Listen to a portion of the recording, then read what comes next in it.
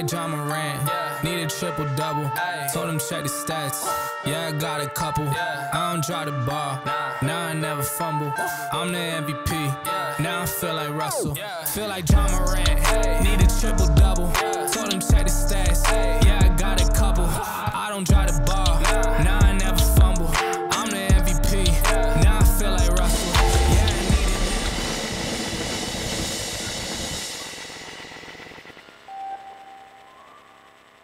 Bonjour les gangsters et bienvenue à tous sur le premier numéro de Gong, le magazine. Donc le premier magazine de la chaîne. Le MMA, je ne sais pas si vous l'avez senti, mais ça commence à exploser. Peut-être que vous avez découvert la discipline cette année même. Peut-être que vous connaissez ça depuis un petit bout de temps. Mais en tout cas, là, ça se réalise vraiment. On arrive au 2e UFC Paris. Le Bellator, on est à son 3e opus en France. Vraiment, le circuit français, la scène est en ébullition constante. Le MMA devient très, très intéressant en termes d'actualité. Et même si on gratte plus profondément sur un plan sociétal, comme on peut dire, enfin, au niveau de la société, ça en dit long. Et ça cristallise vraiment, tous les sports de combat sont en train de s'agglomérer autour du MMA. Donc, pour anticiper la nouvelle saison et pour finir la saison en beauté, on vous offre sur Gong ce magazine, premier du genre. Et je pense qu'il sera amené à perdurer dans le temps. On verra, dites en commentaire si vous voulez plus de magazines comme ça, à quelle fréquence, peut-être un hebdo, à voir. En tout cas, pour le premier, on n'a pas fait les choses à moitié. On a essayé de structurer un petit peu pour donc mélanger l'actu et le fond. On va commencer par l'UFC 291 avec Poirier, Gaethje, Pereira, Blachowicz. Il y a pas mal de choses à en dire, hein, aussi bien pour les 70, la nouvelle catégorie reine, que pour l'ancienne, les moins de 93. On va parler de Greg MMA, de l'Hexagone et de toutes les organisations françaises, Ares, MMA Grand Prix et compagnie, et puis toutes les nouvelles à venir. L'UFC Paris, donc aussi en ligne de mire. On parlera de livres aussi, sur le dopage, et un vieux bouquin qui n'est pas réédité pour l'instant, mais qui serait bien de rééditer, c'est l'autobiographie de Jacques Lamotta, l'audition auprès d'une commission de l'Assemblée nationale, de Molina, un journaliste qui est spécialisé dans certaines affaires crapuleuses. Donc voilà, les amis, le programme. Et on commence tout de suite par l'UFC 291. L'UFC 291, Poirier contre Gaethje 2. Le braquage de Blachowicz, le head kick de Gaethje, le coup de genou sauté de Derek Lewis. Bon, il y a eu pas mal de gros coups, de gros finishes dans cette soirée. Donc déjà, c'est un UFC 291 magnifique sur lequel on va revenir assez vite. Évidemment, grosse victoire de Gaethje, high kick, pleine tête, deuxième round, parfait. Revanche parfaite pour Gaethje sur Poirier. Le premier combat datait de 5 ans, je crois. C'était en 2018. Et du coup, voilà, revanche parfaite pour Gaethje qui se positionne comme un challenger, un gros challenger pour la ceinture forcément, qui est détenu aujourd'hui par Islam Makhachev, voilà, et qui devrait la défendre, qui doit la défendre contre Oliveira à Abu Dhabi, hein, c'est ça? Le 21 octobre. Ça c'est signé, ouais, donc le 21 octobre. Donc Gaethje, prochain challenger, même s'il a été call-out par McGregor, mais bon, on ne sait pas si c'est du lard du cochon ou on ne sait pas. Avec McGregor, on ne sait plus en fait. Il devait combattre Chandler là juste après le TUF, parce que le 10e épisode est. C'est aujourd'hui. C'est aujourd'hui, ça arrive. Et voilà, on ne sait plus trop où en est McGregor. Lui-même ne sait plus. Trop de whisky, on ne sait pas. Trop de millions, trop de yachts, on ne sait pas. On s'en fout pour l'instant. Et par contre, on ne se fout pas du braquage. Ça ne se fait pas. Là, je parle. Dana White, écoute-moi. L'UFC, écoutez-moi. Je ne sais plus si Dana White a beaucoup de pouvoir encore à l'UFC, mais en tout cas, il ne faut pas braquer les gens comme ça devant des millions de téléspectateurs. Ça ne se fait pas, c'est pas bien, c'est pas correct. Et c'est pas parce que c'est un Polak qu'il faut faire ça. Voilà. Blachowicz, il ne mérite pas ça, c'est un ancien champion. Il faut le respecter. Et là, vous ne l'avez pas respecté. Alors, c'est pour faire, évidemment, pour paver, c'est l'entrée, c'est tapis rouge royal, d'accord, pour Pereira qui fait son entrée dans les moins de 93, qui est une catégorie sinistrée depuis le départ de John Jones. Mais ce n'est pas une raison en fait, parce que vous rajoutez du désordre dans le bordel, dans le chaos ambiant, et voilà, c'est dommage. C'était une décision, alors donc c'est une décision Et partagée. Partagée, mais on ne la partage pas en fait, on ne veut pas la partager, c'est une décision injuste, c'est un braquage. Regardez le combat à nouveau, ou alors essayez de le voir avec un œil un peu… D'ailleurs, je crois même, je n'ai pas entendu les commentaires en anglais, mais j'ai entendu les commentaires français et évidemment, je crois que c'était Taylor et Antoine Simon qui faisaient les commentaires. Eux-mêmes étaient surpris, vraiment surpris de la décision et c'est normal. Hein, c'est une décision évidemment pour favoriser l'arrivée de Pereira. Pereira, c'est de la sensation, voilà, ils veulent revigorer la catégorie avec, mais bon, il faut arrêter les conneries, quoi. Là, donc on valide pas. Carton rouge, encore, un autre carton rouge. Et donc dans la soirée aussi, grosse victoire de Gabriel Bonfils, le frère du Brésilien qui a été victimisé par Saint-Denis. Et donc pour lui, il est toujours invaincu. 15e finish, 15e victoire, 15e combat et 12e soumission. Et le reste, c'est des KO, 3 KO.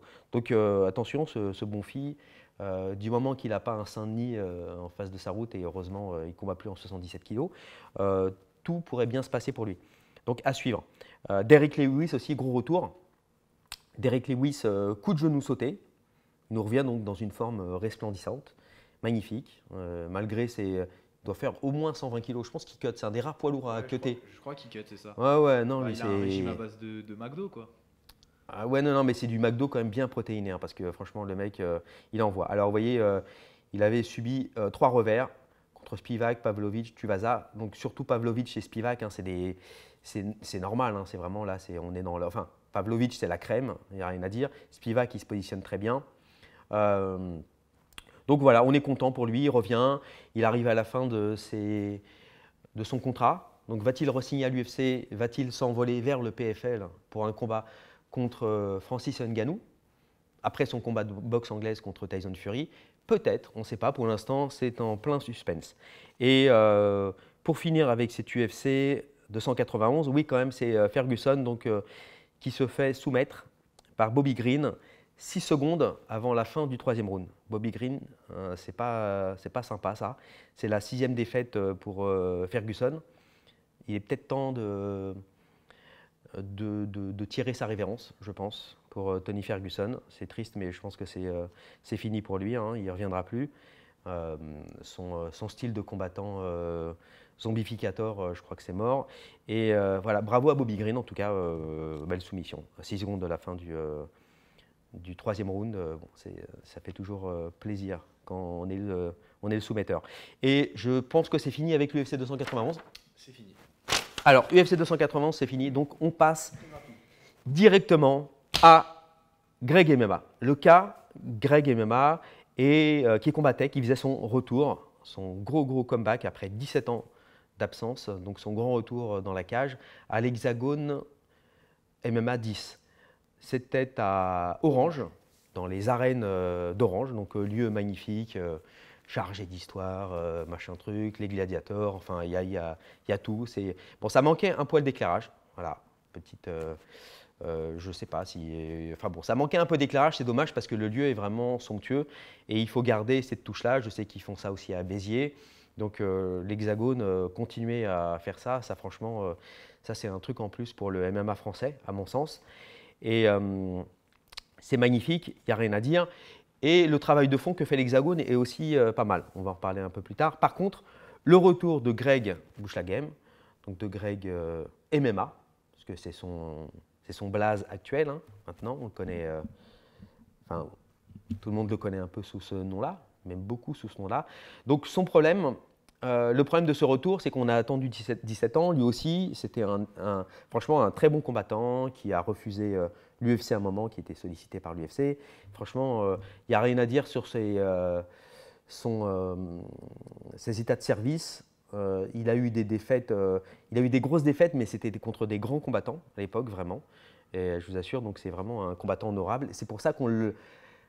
C'est pas que je l'attendais au tournant, mais j'aurais bien aimé un vrai combat de retour. Là, c'était pas le problème, c'est que c'était pas un vrai combattant qu'il avait en face de lui. Donc c'était un joueur de calcio storico, c'est une sorte de rugby florentin, l'ancêtre du football.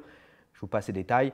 Le mec, le problème, c'est que, vous voyez, son palmarès, donc c'est lui, c'est le gars en question, Gianluca Locicero, italien, 46 ans. Je vous rappelle aussi quand même que Greg a 45 ans, ce qui est quand même bien, foutument bien et couillu de combattre à cet âge-là. Le seul problème, c'est que, vous voyez, son adversaire, il a du vert dans son palmarès. Il fut un temps où il gagnait, mais il gagnait contre des mecs, vous voyez, comme ça, donc avec palmarès 1-6, une victoire, la seule victoire, c'est une disqualification. Donc les autres adversaires, bon, je vous la fais court, vous pouvez voir 3-9. Je n'ai même pas rentré dans les. Enfin, vous voyez, donc son adversaire, en fait, il a vraiment gagné contre à peu près rien du tout, quoi, contre des. Ça s'appelle un journeyman 0-2. Ça s'appelle un journeyman, en fait, c'est un mec qui vient surtout prendre son chèque et il aggrave son cas quand vous regardez effectivement sa précédente défaite. Vous regardez le combat, donc c'est combat contre ce gars-là, Johannes Hegel, désolé pour la prononciation, hein, désolé pour lui. Et donc il perd par KO aussi très rapidement, encore plus rapidement, parce qu'il n'a pas fait son petit effet de style, le faux coude retourné. Il perd exactement de la même façon, donc gauche-droite, gros bras arrière, il tombe et il se fait finish en ground and pound. Donc Gianluca, c'est très bien. Franchement, j'apprécie ton travail d'acteur, mais renouvelle tes gammes. Là, c'était bien le coup de retourné au début, mais après, ça manquait d'inventivité. C'est un peu la même chose, le même scénar. Donc voilà. Désolé pour l'Hexagone, mais c'est pas un main event. Je m'attendais à mieux. Même, d'accord, c'est un combat de retour ou quoi que ce soit, mais le problème, c'est que il ne faut pas que l'adversaire soit une victime totale. Un agneau juste à abattre et tout. Il y a un minimum de rivalité, d'adversité à attendre d'un combat sportif. Je sais bien, c'était dans les arènes, mais bon, voilà, on peut avoir quand même un peu un combat. Enfin, quelque chose de sportif. Voilà, c'est tout pour cet hexagone 10, si ce n'est si aussi le main event. Greg push la game, enfin les ceintures qui se retrouvent en dessous du main event, donc on décrédibilise un peu les ceintures, je trouve ça aussi dommage. Bon, les ceintures aussi, pas dément non plus, j'avoue. J'étais plus fan de l'hexagone MMA 9 avec le grand retour d'Anthony Dizzy. Là, il y avait de l'adversité, il y avait du. Franchement, cette carte était très très belle. Et par contre, on encourage l'Hexagone MMA à poursuivre, à trouver un vrai adversaire à Greg MMA, qui le mérite, on le rappelle, qui le mérite. Et on n'oubliera pas de suivre les prochaines éditions. Et nous, on va suivre Mathieu Leto du Clos, qui combat donc le 7 septembre pour la ceinture des 84 kilos de l'organisation. Qui est en association là pour le coup avec le Brève. Et donc voilà, très bien. On finit là-dessus et on embraye direct sur le circuit tricolore justement, les Français. Alors le circuit français du MMA est clairement en train d'exploser. Les amateurs, les professionnels, ça se bouscule dans tous les sens. Il y a vraiment une explosion du niveau et des combattants amateurs, semi-pro même, parce qu'on a maintenant des amateurs qui combattent dans des galas professionnels. Pour faire juste un petit podium des grandes organisations françaises, en pole position pour nous actuellement, c'est l'ARES. Il n'y a rien à dire là-dessus, ils ont fait un boulot admirable. On a l'ARES donc en number one. Ils sont arrivés quand même à faire un gala tous les mois, même si parfois c'était un peu du rail. Il faut l'avouer que le rythme il est un peu soutenu, mais ça fait tourner vraiment les combattants. Ça permet. Alors, je vais pas. Il y a chaque organisation est critiquable évidemment, et on en est au début du MMA en France réellement. Hein. Ce qu'il faut comprendre, c'est que ces organisations-là, enfin ces promoteurs-là, font leurs armes actuellement. Donc, toutes les critiques moi, que je vais pouvoir dire, c'est des critiques que j'espère un minimum éclairées, qui sont pas là pour juste casser du sucre, qui sont là pour être entendus. Et je pense que j'ai mon mot à dire là-dessus. Ça fait 2 décennies que je roule ma bosse. Donc, bon, voilà, je peux avoir quelques conseils à viser, à vous faire part, à leur faire part. Enfin, bon, il n'y a pas de souci là-dessus. Ce n'est pas que pour rigoler, même si parfois on peut s'amuser avec tout ça. Alors, donc l'Ares en pole position. Ensuite, l'Hexagone arrive en deuxième, forcément, parce que le MMA Grand Prix a dû annuler ses 2 derniers galas. Donc, ils lèvent un petit peu le pied. Après, maintenant, ils reviennent, eux, en septembre, à la mi-septembre. On vous en reparlera, mais ils vont revenir, même s'ils commencent par Genève. Ce n'est pas exactement la France, mais c'est pas loin. Puis après, ils vont revenir aussi à Bordeaux. Donc, c'est bien d'avoir 3 organisations comme ça pour les pros qui font monter les combattants petit à petit, qui font des ceintures. Voilà, ça fait la scène, même si ça se tire dans les pattes un peu parfois les unes et les autres. C'est comme ça, c'est la concurrence. Et c'est inévitable, je pense. Et surtout, on voit que la scène, elle est très, très vivace, elle est dynamique. Il y a de nouvelles organisations qui apparaissent. Donc, on a eu cette année le Dynamite MMA à Montpellier, Kongs FC à La Rochelle, le Kingdom à Grenoble. Donc voilà, c'est l'effervescence totale en ce moment. On a l'AEF aussi dans le domaine amateur à Rennes et évidemment la Supreme League de Hatch à Aubervilliers. Donc vous voyez, là c'est pour… Quand je parlais de semi-pro, c'est ça en fait. On a des amateurs qui tournent, vous voyez, mais dans des galas, dans des soirées et qui ont déjà le niveau de pro. Donc sur certaines règles, c'est pas exactement la même chose.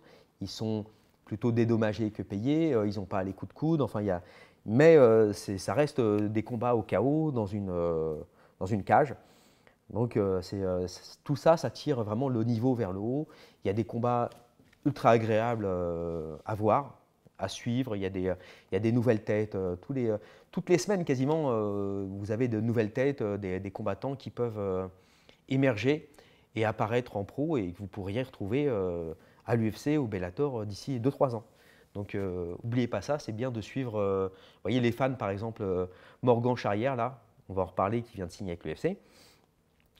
Justement, sur ces fans aujourd'hui qui ont suivi tout son parcours jusqu'à sa signature avec l'UFC.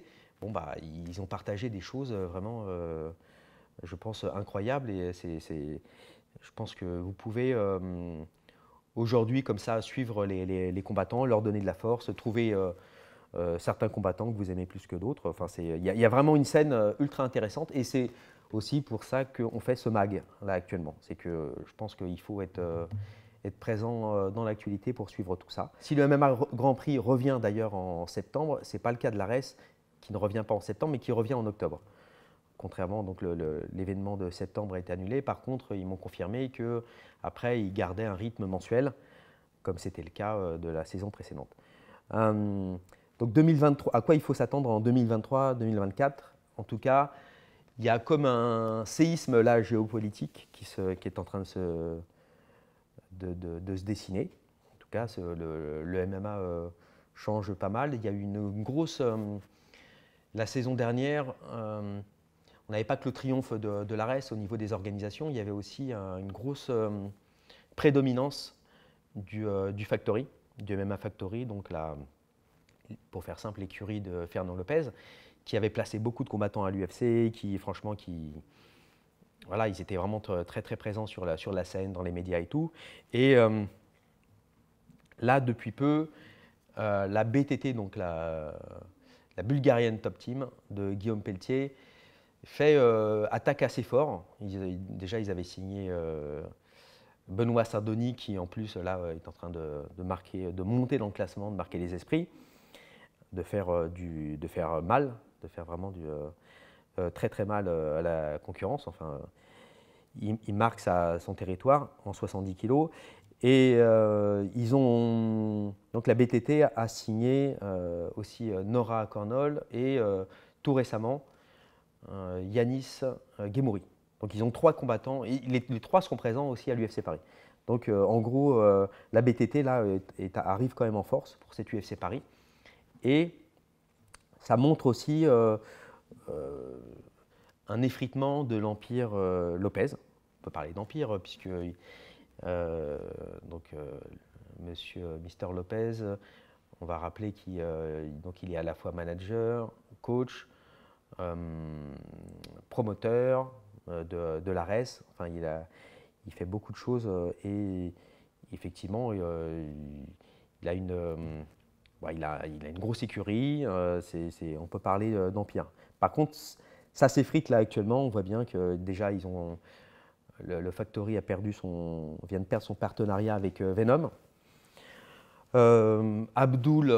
Abdouragimov n'a pas été signé à l'UFC alors que ça fait 1 an qu'on en entend parler. Donc il y a beaucoup de choses qui sont passées. Il y a Taylor Lapillus aussi qui aurait quitté l'équipe. Bon voilà, on voit qu'en tout cas ça se redessine, que l'univers du MMA français est impitoyable, plus que jamais.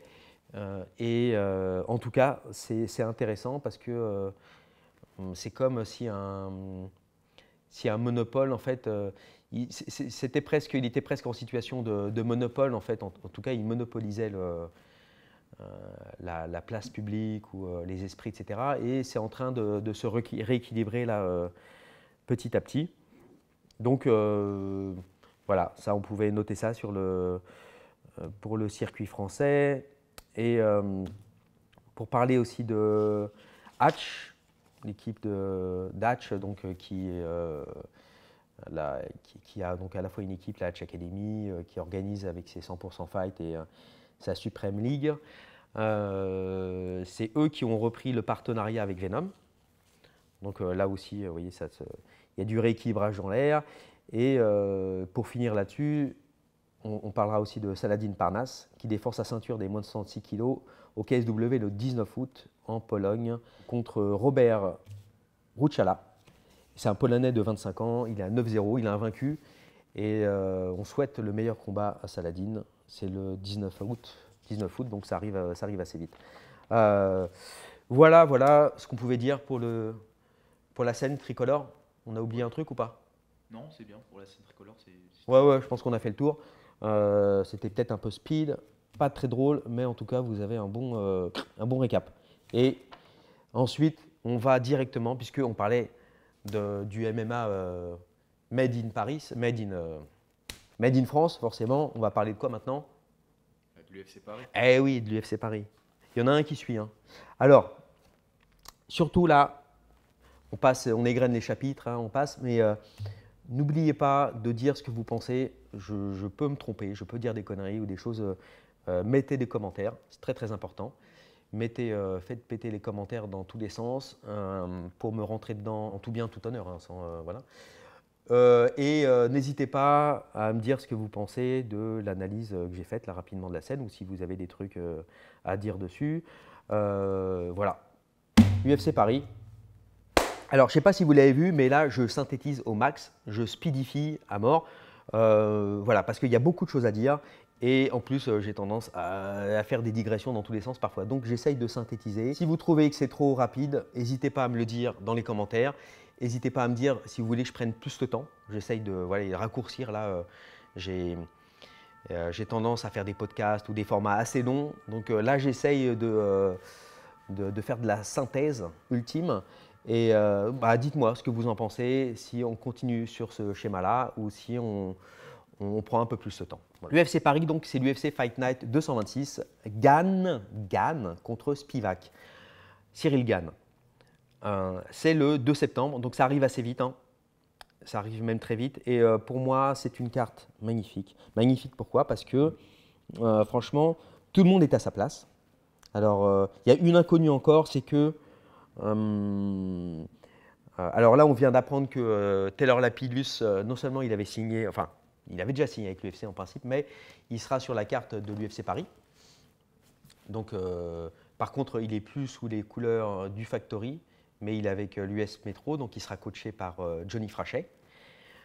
Ça, c'est super parce qu'il y a 1 an déjà, enfin, il n'a pas combattu à l'UFC alors qu'il était signé depuis 1 an, donc on est content que Taylor soit sur la carte. Ensuite, il y a 8 Français quand même, voilà. 8 Français sur la carte. Il y a un Suisse aussi, Özdemir, Volkan Özdemir. qui affronte un numéro aussi, on va en parler assez rapidement. Donc les match-ups sont terribles, franchement. Moi, je vois, franchement, il n'y a pas grand-chose à dire, quoi. Tout le monde est à sa place. Et aussi, oui, Morgan. Alors, pour l'instant, c'est l'inconnu. Alors, vous voyez, ça, c'est la carte de l'UFC Paris pour Sherdog. Après, maintenant, je pourrais aller vous chercher la carte Tapologie, donne plus de détails. Mais c'est une carte provisoire, on est d'accord. On ne sait pas, une inconnue alors, point d'interrogation pour l'instant, c'est on sait que Morgan Charrière a signé avec l'UFC. On ne sait pas s'il sera sur la carte de cet UFC Paris. On l'espère, en tout cas. Il n'est pas blessé. En principe, il pourrait y être. On le saura assez vite, je pense, en tout cas. Combat phare de la carte, c'est Cyril Gane contre Spivak. Là, ça va être. Alors, c'est un gros test pour Cyril, puisque justement, il nous sort d'une défaite à une défaite qu'on peut qualifier de magistrale. En fait, bon, c'est un peu ironique, hein, mais c'est une grosse défaite contre John Jones. Hein, franchement, c'est vrai que là, il s'est fait soumettre très rapidement et Jones a exposé un peu ses déficiences en lutte et au sol. Donc, et le problème, c'est que Sergei Spivak, c'est un mec qui vient du sambo, qui est un gros, qui a du finish dans le sang en termes de soumission. Vous voyez un peu sa fiche rapidement, je vous fais voir si j'ai un peu de réponse. Voilà, alors 16-3, 28 ans, il a une grosse expérience quand même de l'UFC maintenant, il est rentré depuis 2019. Et lui, voilà, il y a pas mal de TKO. Alors, vous voyez, effectivement, il y a des soumissions, mais surtout au début. Après, maintenant, ouais, ces derniers temps, il est plutôt TKO. Hein. Moi, j'avais même pas souvenir là, vous voyez. Et bon, dernier, justement, on parlait de Derek Lewis. Derek Lewis, c'est sa dernière victime. Il l'a soumis, donc en triangle. Et triangle de corps. Hein, donc, vous voyez, c'est pas. Donc sa dernière défaite remonte à 2021 à Spinal.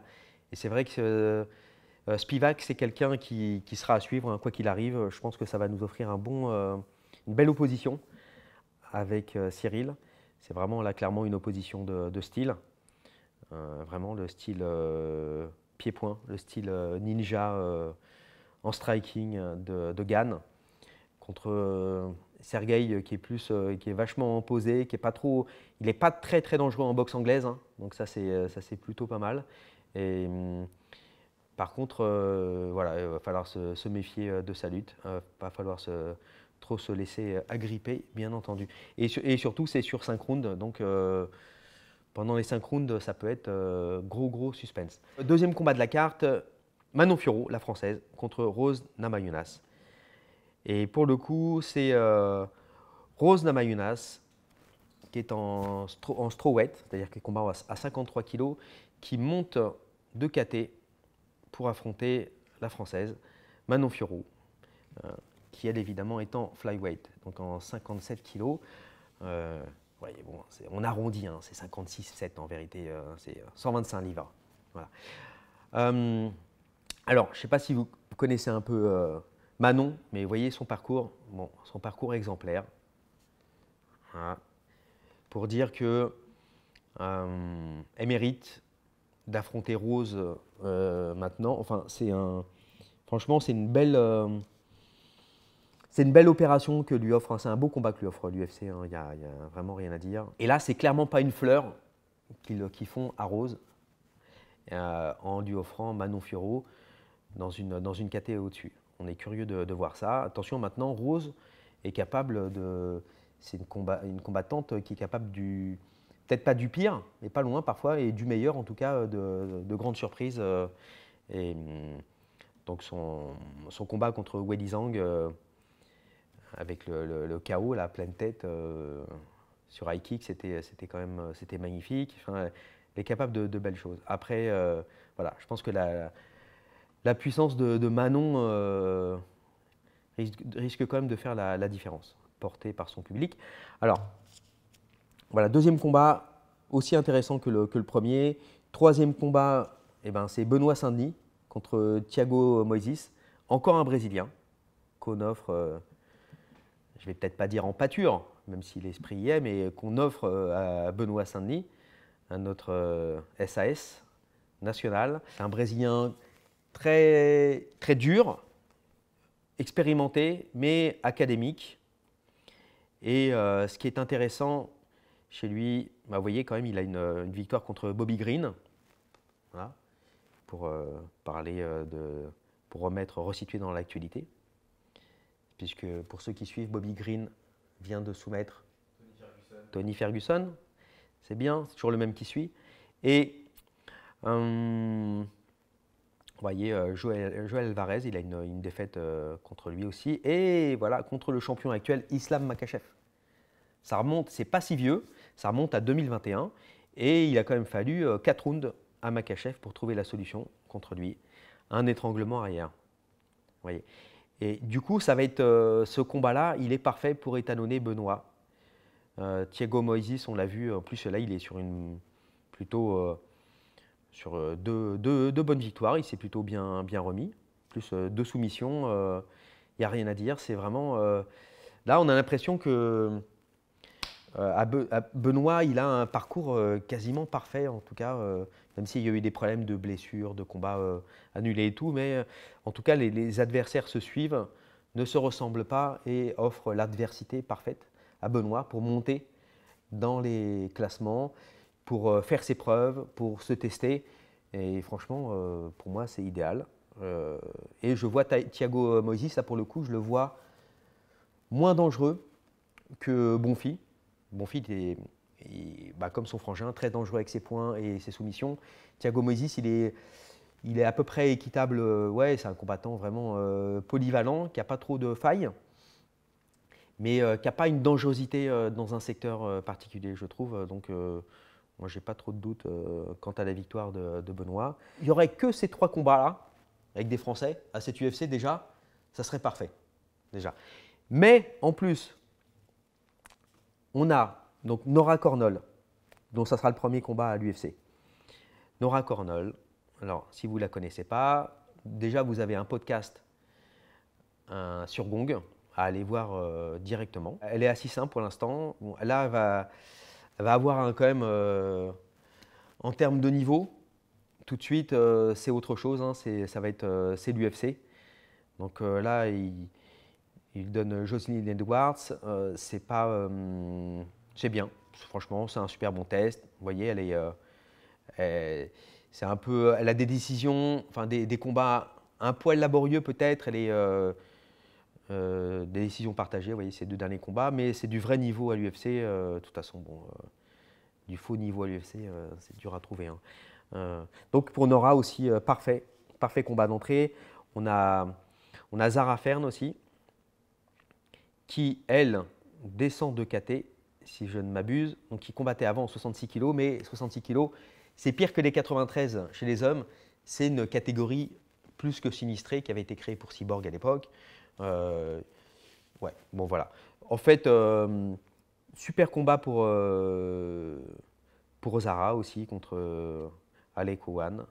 Alors, je vous avoue, c'est pas la combattante que je connais le plus, mais en tout cas, elle a un palmarès plus que correct, même si elle sort d'une défaite par décision. On a parlé tout à l'heure de Taylor Lapidus, son adversaire, il n'est pas vraiment confirmé, même si ça pourrait être Gafurov. William Gomis aussi, qui combat un Brésilien, Lucas Almeida. Morgan Charrière, on ne sait pas s'il sera-t-il sur la carte. Ça, c'est le grand point d'interrogation pour l'instant de cette UFC Paris, qui subsiste. Et on a fait le tour. Oui, Özdemir quand même, Volkan Özdemir. Il combat là contre cet homme-là. Attention, c'est un homme dangereux. La preuve, son surnom, le professionnel, quand même. On ne peut pas faire mieux. C'est un Ruskov. Bon, voyez, il aime bien finir ses petits camarades. Il a quand même quelques petites décisions par-ci par-là, mais quand même, il finit beaucoup KO, genoux sautés. Enfin, le mec, il est solide. Hein. C'est un 93 très solide et invaincu. 13 victoires. Donc, combat très très sérieux pour le Suisse Volkan Özdemir. Et je crois qu'on a fait le tour. Oui, Yanis Guimouri, dont on a fait l'interview récemment en plus, sur Gong, vous allez pouvoir trouver, c'est la vidéo précédente. Donc allez voir son interview, il a été signé, donc c'est le 3e combattant de la BTT qui a signé à cette UFC Paris. Et il est en 61 kg et il fait un combat, ça va être un combat aussi très dur, un combat engagé contre le champion du Cage Warriors de cette catégorie, donc des moins de 61 kg. Et voilà, ici, Kaolan Longran. Ils ont un style un peu similaire, hein. Donc très, très dur, très, très fort sur leurs assises, Muay Thai. Pour Yanis, en tout cas, c'est Muay Thai. L'anglais, il semblerait aussi. Les mains hautes, ils tapent dur un peu de partout. C'est vachement de coups uniques. Et le palmarès aussi, c'est pas loin. Yanis n'a qu'une défaite, hein, qui remonte assez. Et donc l'anglais est invaincu, vous voyez, sauf en amateur. Et voilà, on a fini avec la carte de l'UFC Paris. N'oubliez pas, l'UFC Paris, le 2 septembre, à l'Accor Arena. Il n'y a pas que l'UFC dans la vie, bien sûr. Bon, il y a le Bellator et le PFL. Je ne suis pas très convaincant quand je le dis, hein. C'est vrai que, en fait, il faut que j'y mette plus de cœur. Attendez, je vais la refaire. Il n'y a pas que l'UFC dans la vie, il y a aussi le Bellator et le PFL. Vous voyez, tout de suite. Alors, c'est vrai que si vous suivez l'actualité du MMA, franchement, vous pouvez vous contenter de l'UFC. Vous allez avoir l'essentiel. Si vous suivez l'UFC, voilà, pour les nouveaux fans, hein, qui découvrent le MMA, il faut savoir que l'UFC, vous pouvez voir ça assez rapidement. C'est sur RMC, il y a sur RMC, sur Internet, l'UFC Fight Pass. Vous pouvez retrouver tous les combats. Enfin bon, ils avaient une clarté. Les catégories, on en reparlera peut-être tout à l'heure si on a du temps ou pas. Mais vous voyez, il y a 8 catégories hommes et 3 catégories femmes. Donc c'est clair, net, c'est voilà, comme ça, bien, rapide, sans bavure. On comprend très très vite. Les petits plats sont dans les grands. Enfin, franchement, c'est super carré, net, l'UFC. Dès qu'on va voir la concurrence, donc les 2 autres grands concurrents de l'UFC, c'est le Bellator et le PFL. Le Bellator, on a déjà eu 3 galas en France, sur Paris, et le PFL s'apprête à débarquer là en France, c'est le 30 septembre, voilà, avec Doumbé certainement comme main event. On n'a pas encore le nom de son adversaire, mais en tout cas il a signé, il devait combattre à Atlanta, ça ne s'est pas fait, enfin, vous avez dû voir ça, si vous n'avez pas vu, on peut s'en passer. En tout cas, vous avez peut-être aussi entendu parler du PFL, au sujet de Francis Ngannou, qui est sorti de l'UFC pour signer justement au PFL, qui fera son premier combat en boxe anglaise, mais qui après continuera sa carrière en MMA dans cette organisation. Le PFL, ce qu'il faut savoir, c'est que c'est des règles de tournoi, c'est un système de play-off avec des points. Je ne vais pas vous refaire ici voilà, l'explication, comment ça se passe, mais c'est un peu différent, ce n'est pas des super fights comme dans les autres organisations. Et même s'ils veulent maintenant faire justement des super fights, y compris en boxe anglaise, enfin bon, je trouve qu'ils vont un peu compliquer les choses encore, alors qu'il faudrait justement épurer, simplifier. Déjà, ne serait-ce que remplir toutes les catégories, parce qu'au PFL, je crois qu'il n'y a que 6 catégories, je crois. Et donc, bon, ça fait un peu léger. Et en plus, par exemple, la seule catégorie féminine, c'est des moins de 70 kg. Pour les femmes, je trouve que ce n'est pas la meilleure catégorie qui soit. Enfin bon, c'est du rail. Donc le PFL, bon, dur de voir ça comme un concurrent, vraiment pour l'instant, pour un vrai concurrent du UFC. Et même le Bellator a du mal, en fait. Le Bellator a déjà plus de catégories. Je crois qu'ils ont 8 catégories, 8 champions.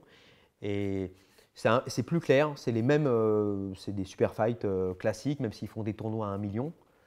On en avait beaucoup parlé au sujet de Mansour Barnaoui qui a échoué, hélas, en quart de finale. Ouais. Et c'était à Bercy, justement, c'était le dernier Bellator en France.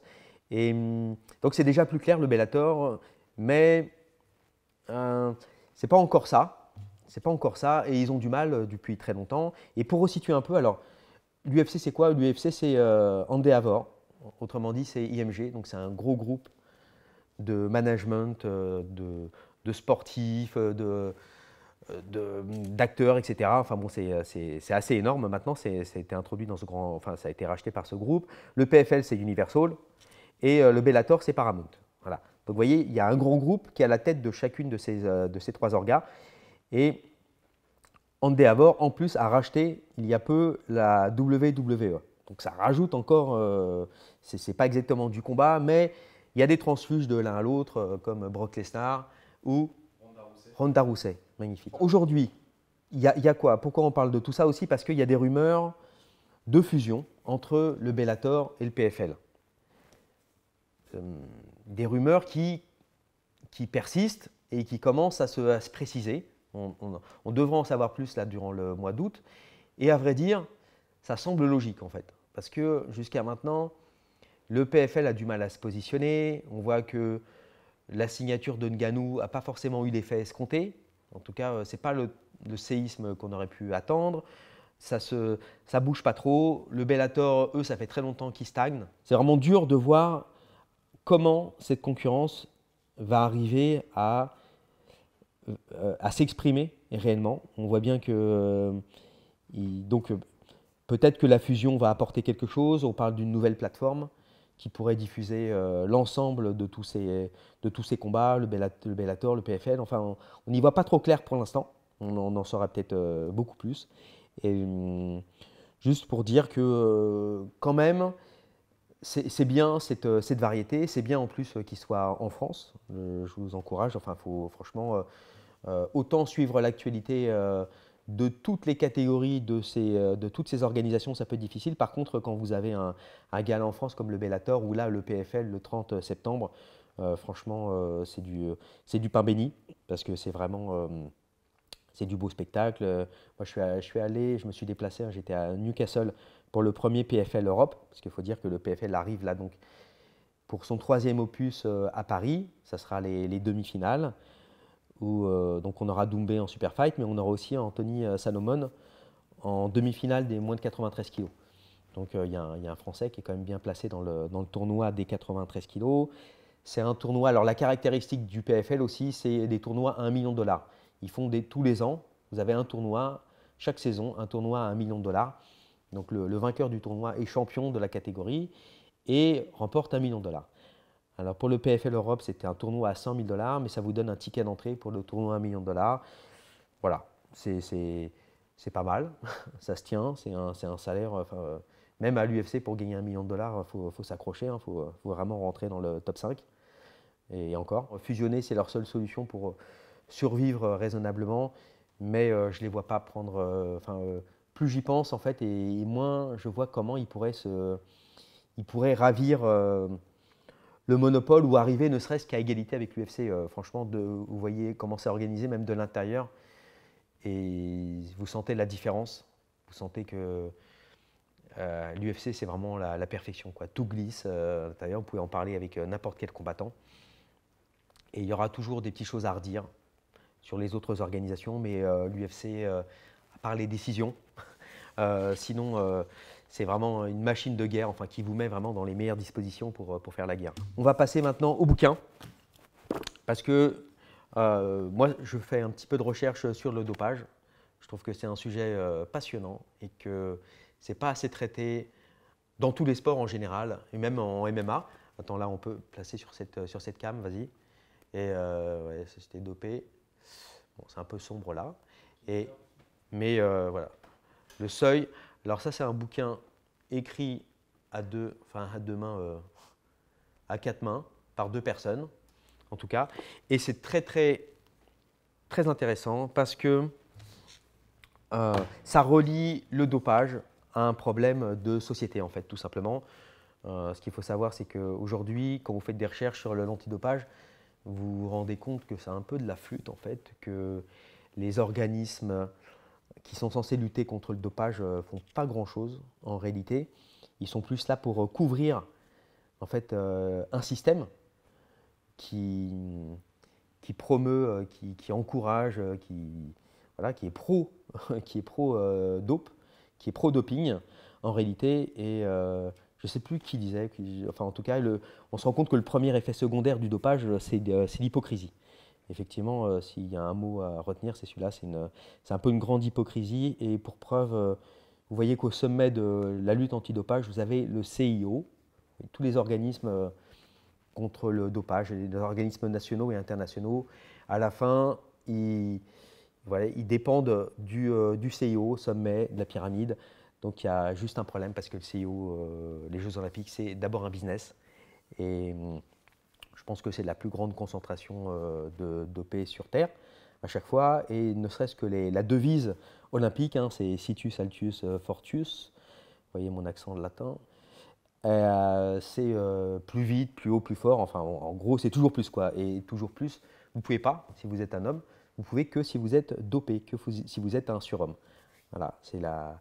De toute façon, vous voyez là, même toute la symbolique est là, la flamme prométhéenne, porteur de lumière. Enfin bon, il y a un aspect, vous voyez, super naturel, prototype de l'homme nouveau, du surhomme, à travers tout ça. Et donc, ce bouquin-là, il parle très très bien de tout ça.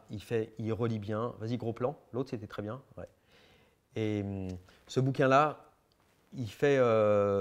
déjà, il fait un récap parfait. Il fait une très très bonne synthèse du dopage, du problème du dopage et du fait qu'on ne lutte pas vraiment contre. Et en fait, il le relie. Déjà, il y a tout l'historique, et savoir que le dopage, hein, c'est multimillénaire. Enfin, ça fait des milliers d'années qu'on fait ça. Les Chinois, ils mâchaient des brins d'éphédra. Les Grecs, ils bouffaient des testicules d'âne. Donc, ça date pas d'hier, exactement. Et c'est pas prêt de s'arranger, au contraire. Aujourd'hui, avec les nouvelles technologies, le travail sur l'ARN, enfin OGM, ADN, tous ces trucs-là, voilà.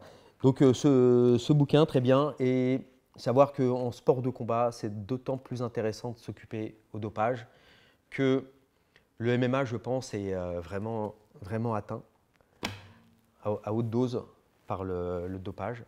Et c'est un peu c'est un tabou, quoi. C'est un vrai tabou, comme dans les autres sports. Quand on se charge et qu'on tape sur quelqu'un, qu'on se charge pour faire des dommages contre quelqu'un, c'est plus grave que dans les autres sports. Voilà. Donc, le bouquin, je vous le recommande à mort. Et ce bouquin-là, aussi, deuxième recommandation de saine lecture. Et ça va, on va essayer de ne pas faire trop de reflets. Ouais, c'est pas mal. Donc, c'est l'autobiographie de Jack LaMotta, Comme un taureau sauvage. Et alors ça, c'est magnifique. C'est le livre qui a servi en fait de pré-scénario pour Raging Bull, le film de Martin Scorsese, qui est un beau film graphique, le film de Scorsese. Mais quand vous lisez ce bouquin, vous vous rendez compte en fait que Scorsese n'aime pas la boxe manifestement, qu'il n'y connaît rien, qu'il n'en a rien à foutre et qu'il n'a rien compris. Surtout, c'est ça le plus grave, dans le parcours de Jack LaMotta. Ce bouquin-là, il est parfait.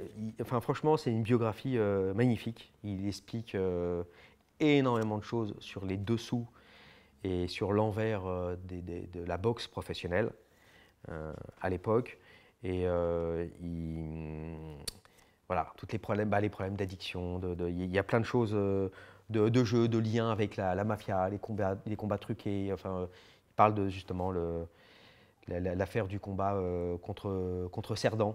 On arrive à comprendre des choses entre les lignes, son passage en prison. Et on n'entend pas parler de boxe jusqu'à la page, je crois jusqu'à la page 57 ou 60 quasiment. Il ne parle pas de boxe avant en fait. Donc, mais on devine, voilà, on devine la boxe, on devine beaucoup de choses. Et on retrouve le personnage du curé de Rocky, par exemple, il est tiré de cette histoire. Bon voilà, c'est vraiment un bouquin de dingue, avec des confidences de fou. Il parle de son impuissance là-dedans, qu'on trouve dans le film en demi-teinte, on ne comprend pas trop. Mais dedans, il en parle crûment, simplement, que voilà, il y a un problème d'impuissance. Et ça explique d'ailleurs son côté martyr, en fait, quand il est sur le ring et tout, il veut se punir. C'est un bouquin, franchement, un bouquin qui vaut de l'or.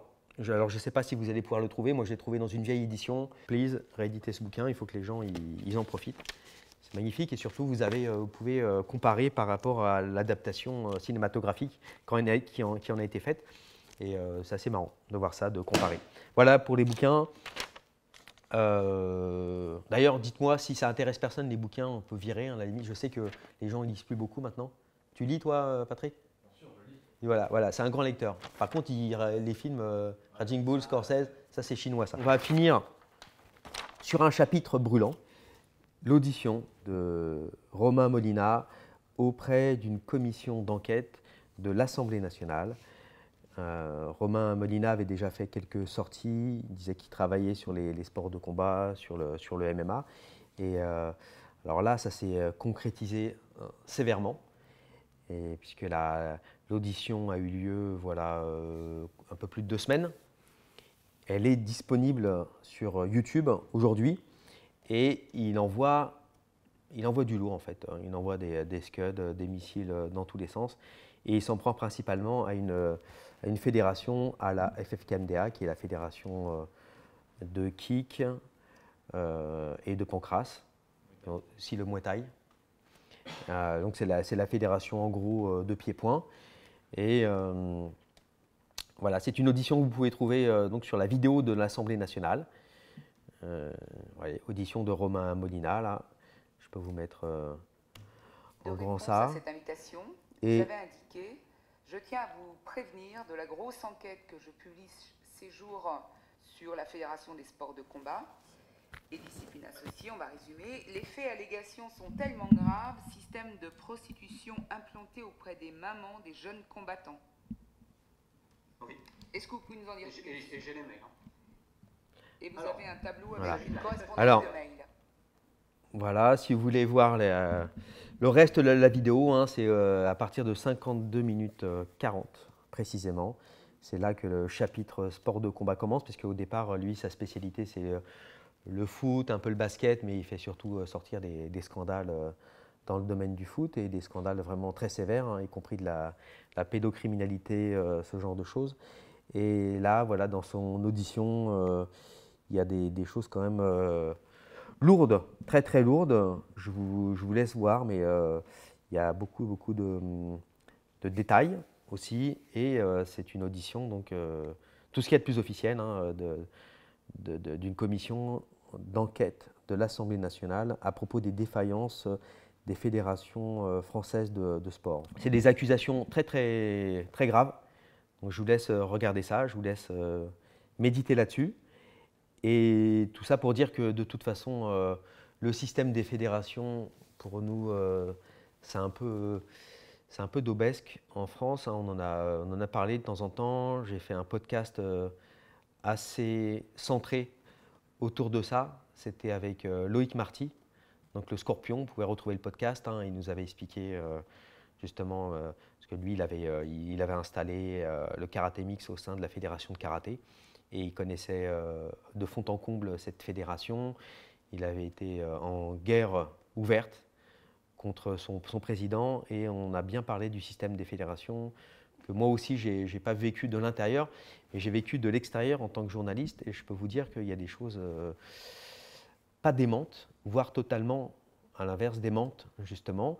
Et le système fédéral, c'est un système de gouvernance sportif bizarroïde qu'on a en France, qui fait plus de mal que de bien, à mon sens, qui permet de contrôler les choses, mais jamais bizarrement dans le bon sens.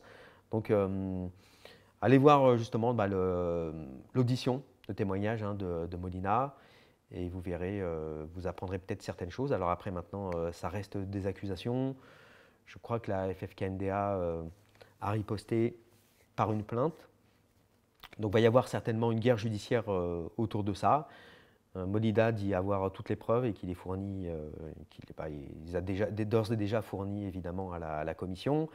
Alors après, maintenant aussi, ces commissions n'aboutissent pas généralement à grand-chose. Justement, je parlais du dopage tout à l'heure, et on avait eu l'exemple justement du docteur de Mondenard, Jean-Pierre de Mondenard, qui avait déposé justement lors d'une telle commission, et lui-même arrivait en disant d'emblée que pour lui ça servait à rien, ce type de commission, que ça n'avait rien changé, que ça ne changerait rien. Donc il était un peu désabusé là-dessus. Là, par contre, bon, ça va beaucoup plus loin que des questions de dopage, bien sûr, hein. Il y a des questions de corruption, des questions mafieuses, de trafic d'influence, de système de prostitution. Enfin bon, ça va vraiment très très loin. Et allez écouter avec vos propres oreilles, allez vous en faire votre idée, laissez-nous des commentaires. De toute façon, voilà, on reparlera, je pense, de ça. Allez vous faire votre propre idée et puis voilà pour cette émission. On va finir là-dessus quand même pour vous dire d'aller sur les réseaux. Allez sur les réseaux de Gong. Alors tous les réseaux de Gong, petit, gros plan, vas-y, vous les avez tous là, sous les yeux. On va grossir ça encore plus, hein, vous voyez. Donc allez donner sur Tipeee, allez soutenir la chaîne hein, si vous voulez une information bon, concise. Là, ce n'était pas exactement ça aujourd'hui, mais en tout cas une information détaillée, une information circonstanciée, juste, équitable, c'est à la mode. Non, si vous voulez vraiment une liberté de ton, il faut participer.